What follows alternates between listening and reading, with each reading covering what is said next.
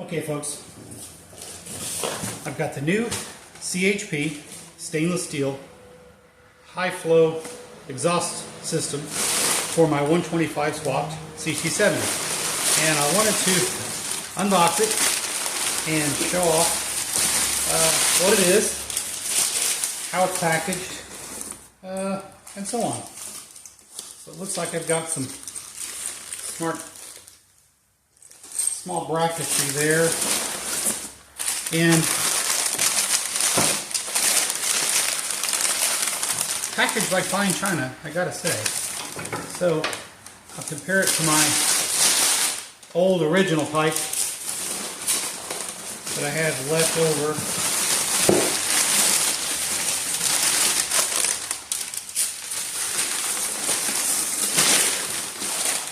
So definitely shouldn't be damaged.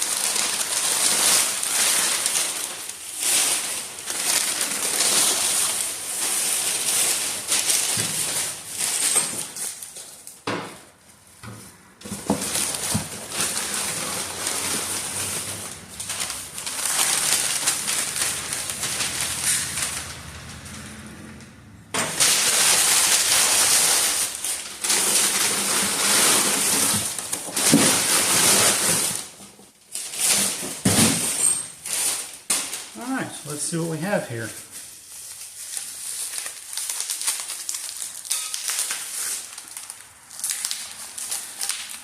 So in the description, it said that it was a stainless steel system, which sounds a lot better than doing chrome, because it won't rust. And this particular bike, I plan on owning for a very long time. So it's nice to know that I won't have to worry about dealing with rusty chrome. That's a pretty nice beefy flange. I like that.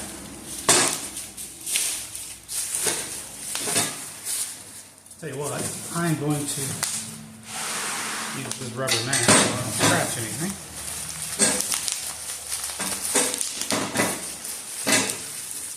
Good tape.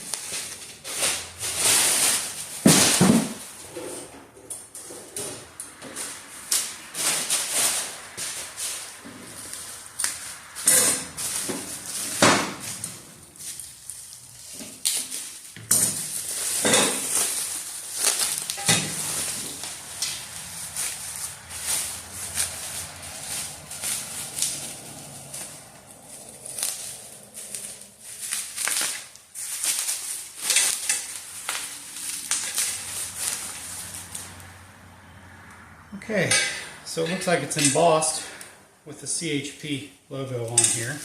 I want to compare the tube diameters, because this is advertised as being a larger diameter pipe. This is the CHP Performance Design stainless steel, non-OEM obviously. So it has a removable baffle, and here is the original head pipe, comparing it to the CHP. At first glance, I don't see it as being a whole lot larger in the diameter here. The flange is made better, a little beefier, definitely not going to rust. Let me grab a magnet.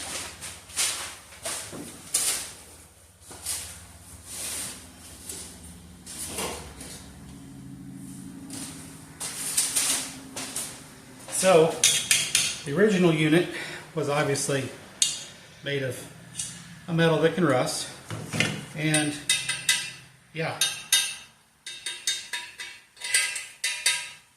that is some pretty good stainless, almost completely non-magnetic. However, the guard here does look like it's going to be susceptible to rust, so keep that in mind. However, this is replaceable. Probably not a big deal. But if you're expecting it to be completely stainless. The pipe is stainless, but it looks like the guards are not completely stainless.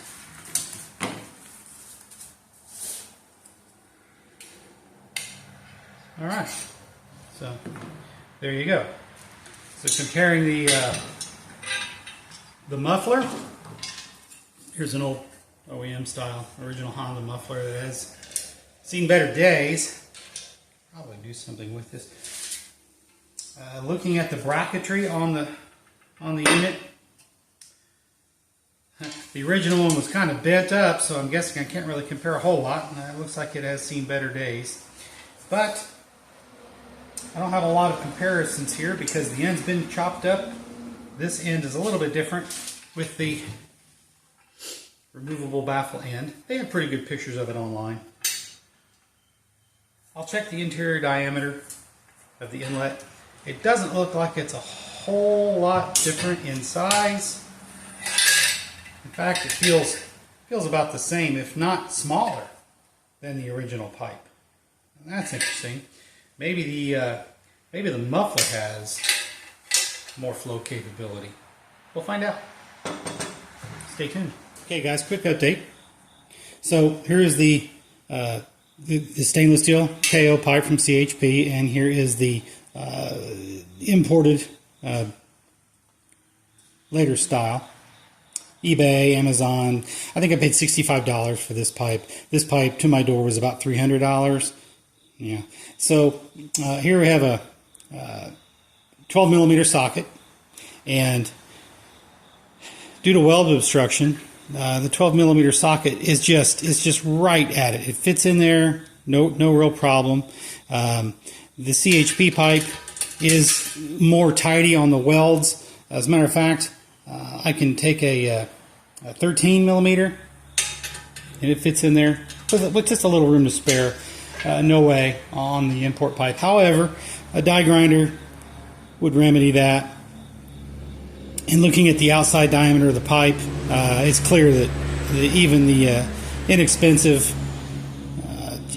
imported pipe, if a guy were to knock the baffle out, you could probably get the flow to be pretty good and probably get the performance flow you're looking for versus buying something with a imported style with a can on the back and the racer type. But if you have an HK0 and you want to look the part and you want to be able to flow a little bit better, they say that this is the way to go. So we'll find out. Okay, so to wrap up, I did have to make a spacer extension here to get the exhaust to bolt to it, and then bolted it to the shock mount. Due to the fact that I am running the 125 engine that Mini Bike Mike helped me install a few weeks ago on his channel. And even with that exhaust, everything still mounts up properly with my engine guard and my exhaust shield. So in case anybody ever wants to know, CHP Performance Exhaust, 125 Lifan with the original engine guard and exhaust shield all fit fairly well. The only real modifications we had to do was either space down the existing original foot pegs, or Mike just brought these handy dandy aftermarket ones that actually lowered the foot peg position just a little bit, which actually made the bike more comfortable to ride. One thing about that aftermarket foot peg bracket was the kickstand was really long. So basically I just cut it off, welded a nut to the end of it, and made an adjustable length kickstand. It was handy. Whatever I had laying around, it seemed to work. Maybe this winter we'll investigate rotating this around and putting it back into a factory style 3-inch aluminum tube, paint that black. Don't know what I want to do with that yet. Anyway, just wanted to say thanks to Mini Bike Mike for coming over, sorting this out, putting this together for me. A lot more fun to ride now than it was with the original 70, which is hanging on the wall. All right, guys. Later.